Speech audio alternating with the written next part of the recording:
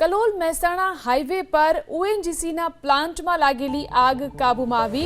વહેલી સવારે બોઇલર ફાટવાને કારણે ઓએનજીસીના પ્લાન્ટમાં આગ લાગી હતી। ફાયરની ટીમે ભારે જહેમત બાદ આગ ઉપર કાબૂ મેળવ્યો। જાણ થતાં જ મામલતદાર પણ ઘટના સ્થળે દોડી આવ્યા હતા। બાજુમાં પેટ્રોલ પંપે હતો ત્યારે ઘરે જતો હતો તો ઘરે જતા આગ જોઈ તો આગ લાગી તો આપણે જનકલ્યાણનું કામ કર્યું। ત્યાં ટ્રાફિક હટાવો ને એવું બધું જોડે ઊભા રહીને કામ કરાવડાય। તારે ફોન આવ્યો મારામાં કે જીજીએસમાં વેલ ઉપર આગ લાગી છે। વિડીયો જોયો મેં પણ પછી બીજો વખત ફોન કર્યો એટલે કે આગ કાબૂમાં લાગી છે। પણ જાણે સ્થળ ઉપર આવ્યા તો ગેટને તારું મારી દીધું, અંદર પહેવા દેતા નહોતા મને। એટલે અંદરની સ્થિતિ શું છે મને જાણવા મળી નથી।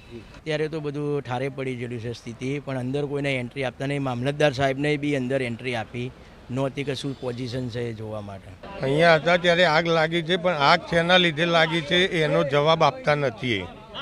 અને બહાર રોડ ઉપર ઓઇલ ઢોળાય છે, એના લીધે બી ઘણા એક્સિડન્ટ થાય છે।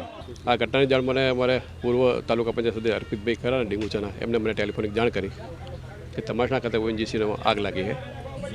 એટલે મેં પછી સૌપ્રથમ કલોલ નગરપાલિકામાં 2 ફાયર ફાઈટર માટે ફોન કર્યો, ડિઝાસ્ટર કંટ્રોલ રૂમમાં જાણ કરી કલેક્ટર ઓફિસમાં। અને સીધો હું આવ્યો ત્યારે ભાર્ગવભાઈ પણ હાજર હતા, સંગઠન ભાજપ પ્રમુખ। અને એમની હાજરીમાં આ એક પ્રાથમિક વિગત લીધી એક વ્યક્તિ જોડે, તો બોઇલર ફાટવાથી આગ લાગી એવું કહ્યું, કોઈ જાના નથી એવું કહ્યું। હજુ એમના મેઇન સાહેબ જોડે વાત થઈ નથી।